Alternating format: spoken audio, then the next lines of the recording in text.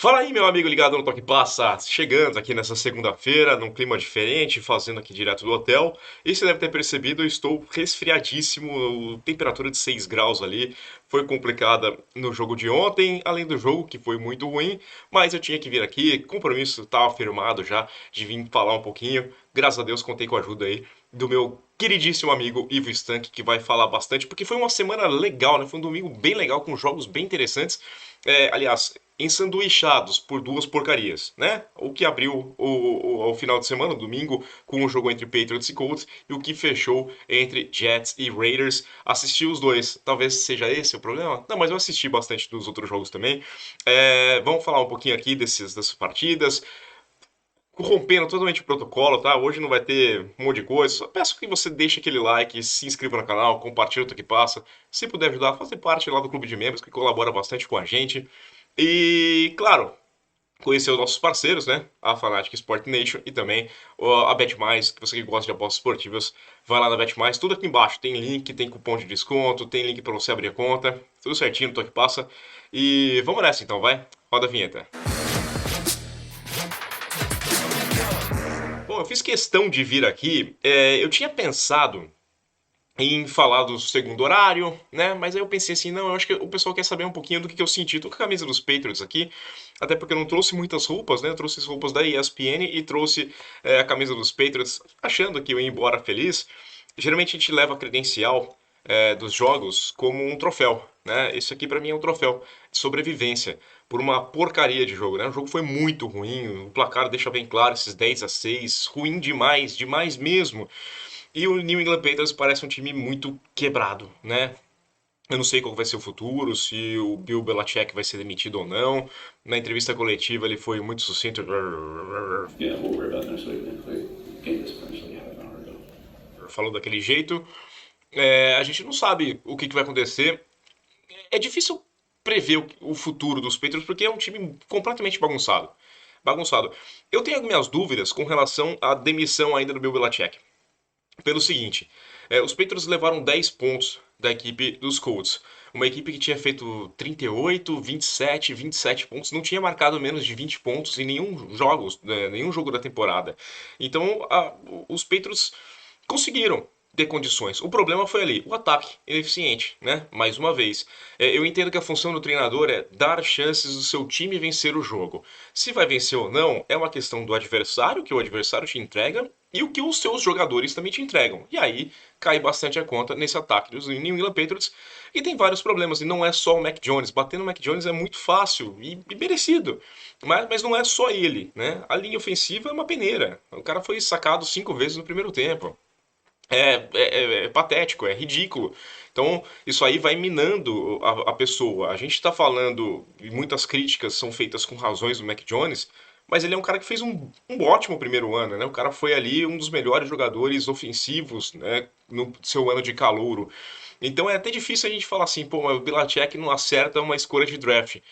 Ele teoricamente acertou o Mac Jones. O Mac Jones tinha um potencial, e falava-se muito na época ainda, para ser um novo Kirk Cousins. O Cousins não é o sonho que você queria, não é o genro que você pediu, né? Para Deus, não é a nora que você pediu para Deus, mas é eficaz, é quem faz feliz ali. Tem muita gente feliz com o Kirk Cousins, né? Os Vikings não estão lamentando agora porque o Dobbs está arrebentando, mas é um cara que tem capacidade suficiente para levar um time adiante, né? Ele não vai ser o top, ele não é o novo Mahomes, era até esperado isso, mas ele tinha potencial. Só que o New England Patriots acabou com toda essa chance com um segundo ano horrível, né? Colocar o Matt Patricia aqui era um coordenador defensivo questionável já e, nossa, trabalho horrível, horrível mesmo como coordenador ofensivo. Então, ele tá quebrado, né? A coletiva dele também, colocar a imagem aqui, não sei que momento que entrou aqui na hora da edição, mas ele não tá confiante, a voz dele tá embargada, você percebe isso. Yeah, a little bit. I mean, just like I said, didn't play very well, and I've played well in my career before, but just not right now. So it's peaks and valleys, but kind of in a valley right now, and just got to bounce back. É, o Belichick, o Henry, todo mundo falou assim, não, a gente confia no nosso quarterback. O Belichick falou assim, não, eu confio em todos os jogadores do elenco, mas ficou claro ali que o Mac Jones não confia nele. acabou ali, sabe? É uma situação mais parecida com o Baker Mayfield no último ano dele no time. Não tem mais clima, né? Talvez ele seja feliz em outro lugar, mas em New England eu acho que não vai rolar, não. Eu acho que é muito pouco provável. Só que o problema não é só ele, né? São os recebedores, não conseguem separação. A linha ofensiva, como eu disse, deixa pressão toda hora. Quando ele não tem pressão, quando ele tem um tempinho para passar a bola, ele costuma acertar. E aí vai terminando, né? Ah, mas no final ele teve espaço e fez aquela besteira. Sim, é consequência de tudo que é jogo, né? Não tem lance isolado. Por mais que a gente analise os lances de forma isolada, ele é reflexo de tudo aquilo que se passou durante toda a partida, durante toda a temporada, durante todo o último ano. Então é bastante complicado cravar que aquilo lá é só culpa dele, né? Eu vou fazer o vídeo de vencedores e perdedores, como eu costumo fazer, nessa terça-feira. Espero estar melhor aqui, tô tomando remédio, né? Me entupindo aqui, me dopando de remédio para voltar para casa. E espero estar melhor. Mas aí na terça-feira vai ter o vídeo certinho e a gente vai ter a live também para falar na terça-feira à noite. Mas é triste olhar o New England Patriots. É uma brincadeira só porque eu comprei um gorrinho, né, pro meu filho de presente para ele, consegui levá-lo no jogo, e aí ele tava contente com o gorro, aí o pessoal falou assim, não, faz ele torcer para um time melhor. Pô, gente, aí ele escolhe um time melhor para torcer, depois vocês vão ficar chamando ele de modinha. Então vamos se organizar. Agora é a hora. Pegou na baixa, abraça ali, já aprende a sofrer. Melhor do que muito torcedor que pega o time no momento de alta e depois quando vem abaixo não consegue, né? Não aguenta, não resiste. Então vai sofrer ali. E por falar em sofredor, mas ela está feliz, né? Vou chamar aqui o meu amigo Yves Stank, que acompanhou os jogos, principalmente ali do primeiro horário, partidaças, né? Eu cheguei, já estavam na metade para o final desses jogos e ele vai conversar um pouquinho com vocês sobre o que foram esses jogos espetaculares, essa vitória do Houston Texans. Aliás, entre vencedores e perdedores, ó, bota o CJ Stroud na briga pelo MVP. Pelo amor de Deus, coloca o cara na briga pelo MVP, porque ele merece estar nessa briga. A gente vai discutir um pouquinho mais ali, mas manda aí, Ivo. Então, Belato, eu vou começar falando sobre o jogo entre Baltimore Ravens e Cleveland Browns, duelo de divisão, que para mim era o jogo mais esperado aí desse primeiro horário. E a gente esperava aquele jogo mais de Libertadores, mais truncado, as defesas aparecendo mais, poucos pontos. E não foi bem o que aconteceu, não é poucos pontos, foi 34-31 para o Cleveland Browns, um jogo que deixa o torcedor de Baltimore triste, porque já viu esse filme antes nessa temporada, né? Conseguiu perder um jogo que praticamente estava ganho contra Pittsburgh, fez a mesma coisa contra Indianapolis e aí repetiu isso no dia de hoje.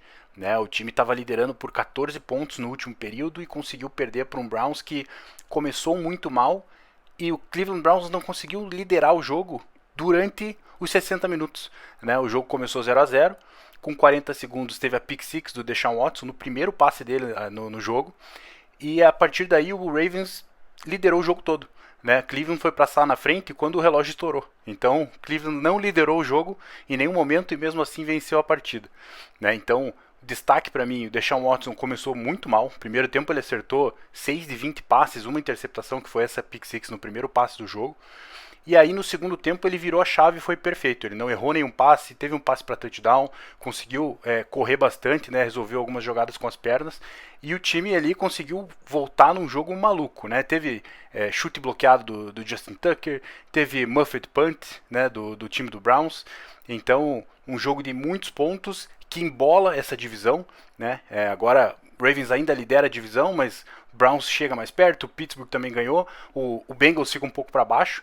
Mas foi um jogaço. Eu acho que quem gosta aí do entretenimento, vale a pena até rever o jogo. Eu acho que só quem não vai gostar é o torcedor do Baltimore Ravens, porque viu de novo um time cometer os mesmos erros. O Lamar para mim não foi bem.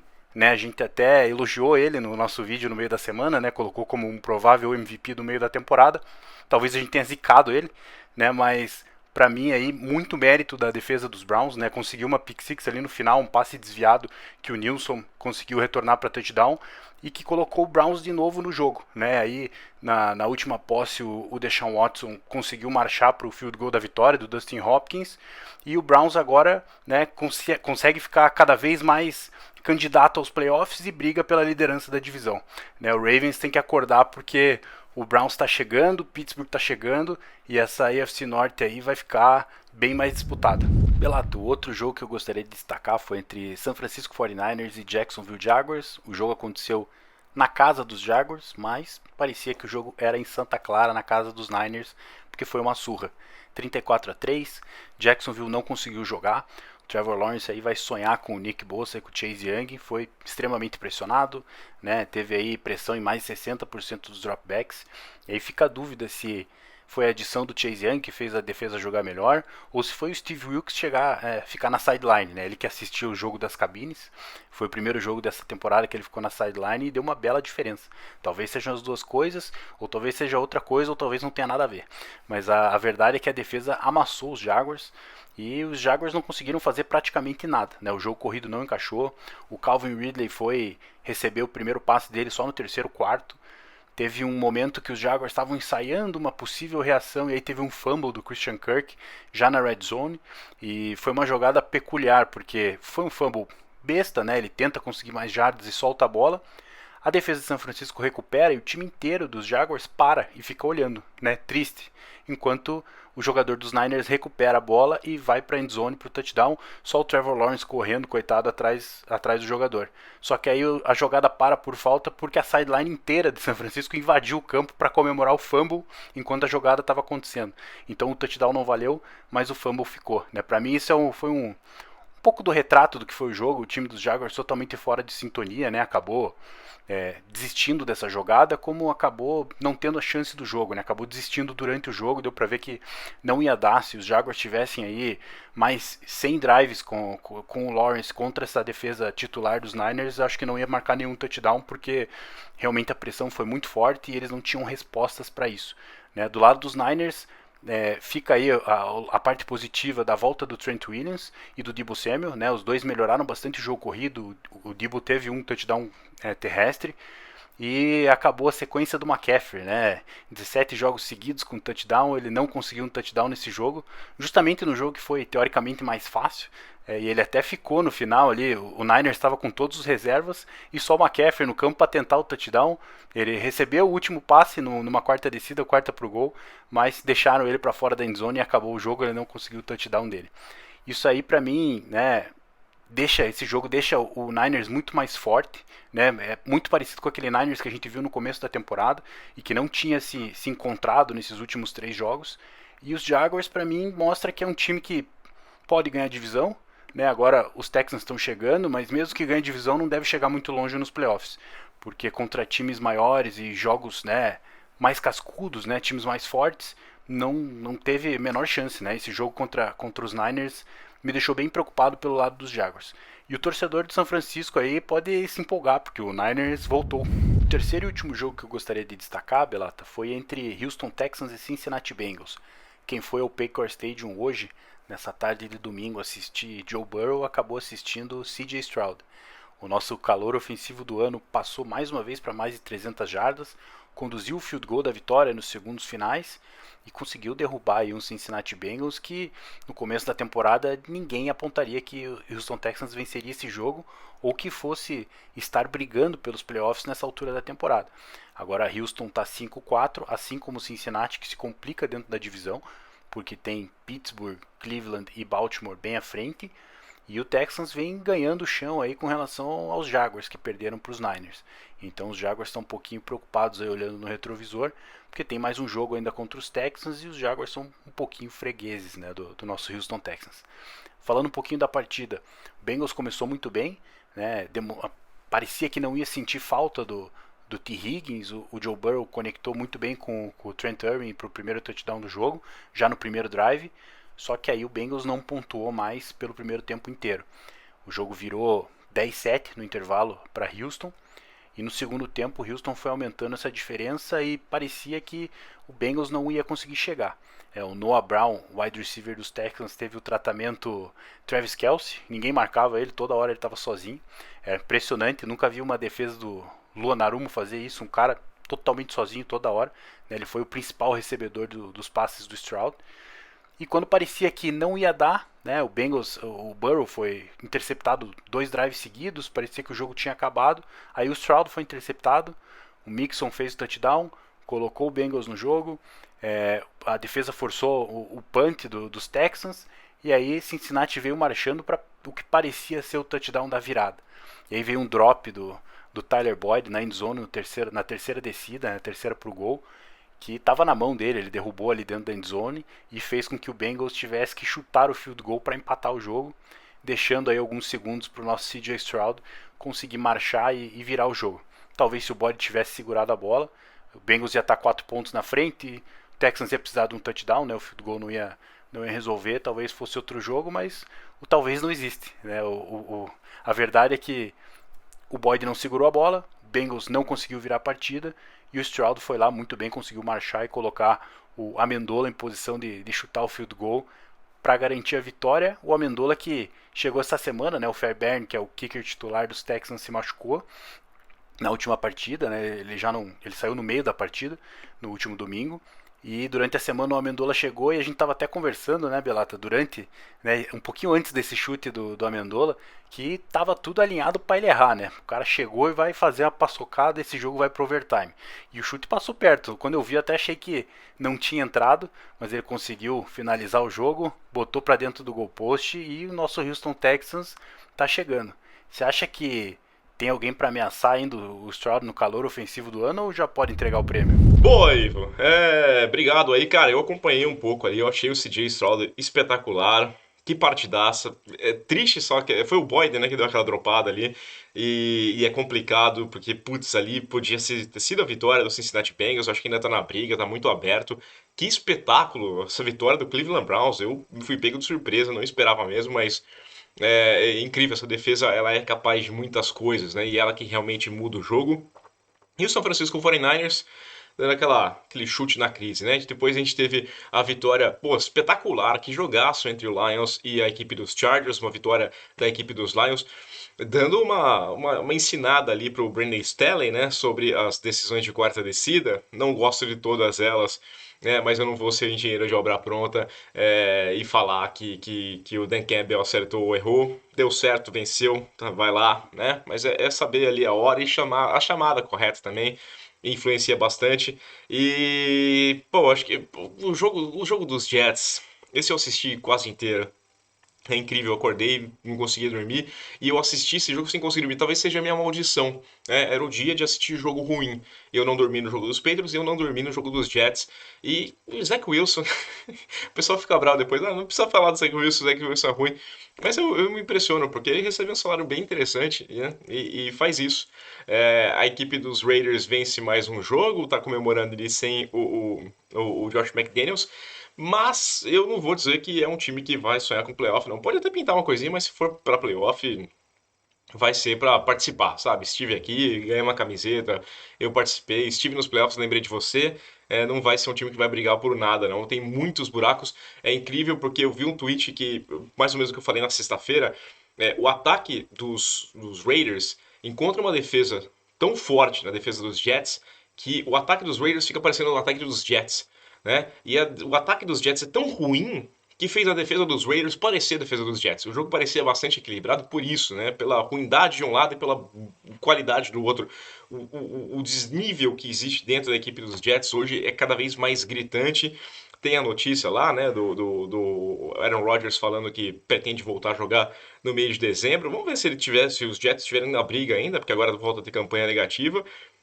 Sei, daria chance, mas eu não sei. Eu acho que o time não vai conseguir porque o Zach Wilson não vai permitir que os Jets cheguem vivos até lá. E aí, pô, como eu disse, né? Uma passada aqui hoje, amanhã a gente volta para falar mais aqui, logo pela manhã, vencedores e perdedores. Um dos vencedores é a equipe do Kansas City Chiefs, que não jogou, mas viu os rivais tropeçarem, viu a equipe dos Ravens perder o seu jogo, viu os Bengals atrapalhando também. Hoje teremos o Monday Night Football entre a equipe do Denver Broncos e o Buffalo Bills. O Pedro Raso manda sempre as estatísticas pra gente, vou colocar aqui embaixo na telinha para vocês. Meu palpite é uma vitória dos Bills, sem muitas surpresas, né? Por mais que a gente tenha tido um final de semana aí com alguns jogos bem, bem marcantes mesmo. Eu não vi meu desempenho nos palpites ainda, vou conferir, mas tô tossindo um pouco, tô travando, então não vou me estender demais. Pessoal, obrigado, valeu. Aquela curtida, o esforço, e a gente volta nessa terça-feira pela manhã. Se inscreve no canal, clica no sininho aqui, ó, para ser notificado assim que sair um vídeo novo. E aquele abraço.